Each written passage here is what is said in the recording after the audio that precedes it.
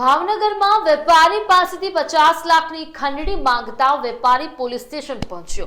કોઈ અજાણ્યા શખ્સે આ વેપારી પાસે 50 લાખ રૂપિયાની ખંડણી માંગી અને ખંડણી માંગી એ તરત જ વેપારી પહોંચ્યો પોલીસ સ્ટેશન।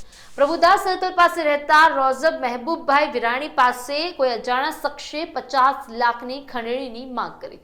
અજાણ્યા શખ્સે આવીને ગાડીમાં એ વેપારીને બેસવાનું કહ્યું। વેપારીએ ચોખ્ખી ના પાડી કે હું તારી ગાડીમાં નહીં બેસું, એટલે અજાણ્યા શખ્સે છરી મારવાનો પ્રયાસ કર્યો અને છરી બતાડતાની સાથે જ એ જે વેપારી છે તેને ભાગવાનો પ્રયાસ કર્યો।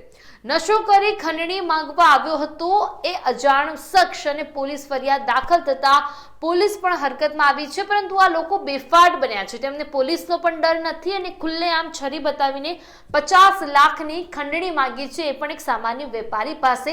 હવે ફરિયાદ થઈ ગઈ છે, દાખલ થઈ ગઈ છે। જોવાનું એ રહેશે કે પોલીસ કેટલા સમય સુધી હરકતમાં રહેશે અને પછી શું આ હરકત એના પરિણામ સુધી પહોંચશે કે પછી આ ખંડણી બેફામ રીતે લોકો આવી રીતે જ માંગતા રહેશે। બનાવ એવો બન્યો કે હું સિસુયા સર્કલ પાસે ઊભો હતો, તો એક જણો અબ્દુલ નામનો આવ્યો। હું એને ઓળખતો નથી, પહેલી વાર જોયો મેં એને। આવીને મારો હાથ પકડ્યો, મને ગાડીમાં બેસી જા।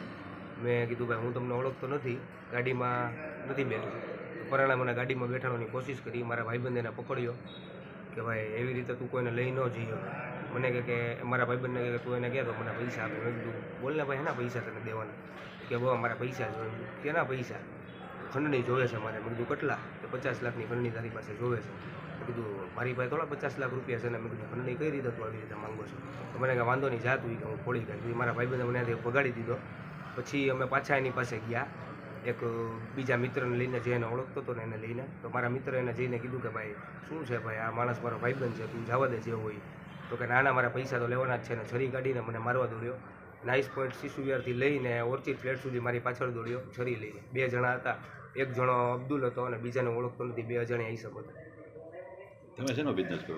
હું ભંગારનો બિઝનેસ કરું છું। કઈ જગ્યાએ? Alka talkies road 215। અમારી પાસે તલવારો હથિયાર લઈને વાંહે દોડ્યા હતા। છરી હતી એની પાસે મોટી, ને એ ટૂંકમાં દારૂના નશામાં હતો લગભગ, એવું લાગ્યું। અગાઉ કોઈ વખત તમને ફોન કર્યો હતો? નહીં, ફોન કોઈ દી નથી આવ્યો। એ મને એવી જાણ થઈ કે મારી પાછળ ફરતો હતો થોડાક દિવસથી, અને આજે એણે મને પકડ્યો।